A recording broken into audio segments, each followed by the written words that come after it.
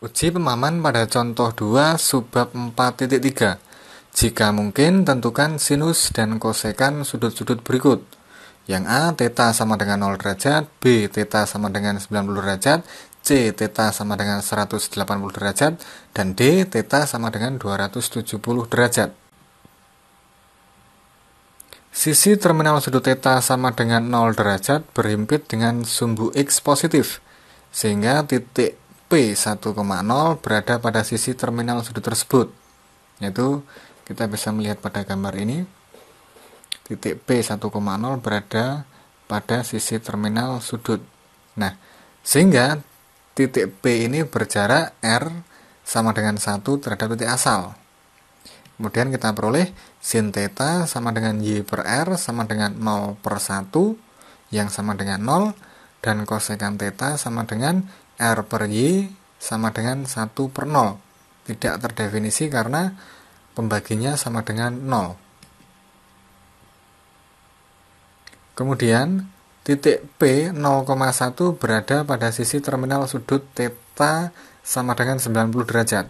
Jarak titik ini ke titik asal adalah R sama dengan 1, sehingga sin 90 derajat sama dengan Y per R yang sama dengan 1 per 1 yang sama dengan 1, dan kosekan 90 derajat sama dengan R per Y yang sama dengan 1 per 1 sama dengan 1. Mungkin kalian bertanya, bagaimana kalau kita memilih titik lain tetapi masih berada pada sisi terminal sudut theta sama dengan 90 derajat. Misalkan kita pilih P yang berkoordinat di 0,3, misalkan berarti X sama dengan 0 dan Y-nya sama dengan 3. Karena P 0,3 berarti jarak titik P terhadap titik asal adalah 3 satuan, berarti R sama dengan 3. Sehingga sin 90 derajat sama dengan Y per R sama dengan 3 per 3 sama dengan 1, dan kosekannya yaitu kosekan 90 derajat sama dengan R per Y sama dengan 3 per 3 sama dengan 1. Jadi di sini walaupun kita memilih titik lain, selama titik itu berada pada sisi terminal sudut 90 derajat, maka kita akan menghasilkan sin dan kosekan 90 derajat yang sama, yaitu sama dengan 1. Kemudian yang C, titik P min 1,0 berada pada sisi terminal sudut theta sama dengan 180 derajat. Karena jarak titik ini ke titik asal adalah R sama dengan 1, maka sin 180 derajat sama dengan Y per R sama dengan 0 per 1 sama dengan 0.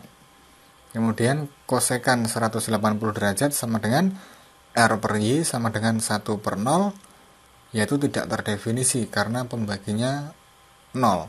Nah, jadi walaupun nanti kita memilih titik yang berbeda, misalkan min 2,0, min 3,0 dan seterusnya, kita akan menghasilkan sin 180 derajat itu sama dengan 0 dan kosekan 180 derajat itu tidak terdefinisi. Selanjutnya, titik P 0,-1 berada pada sisi terminal sudut theta sama dengan 270 derajat.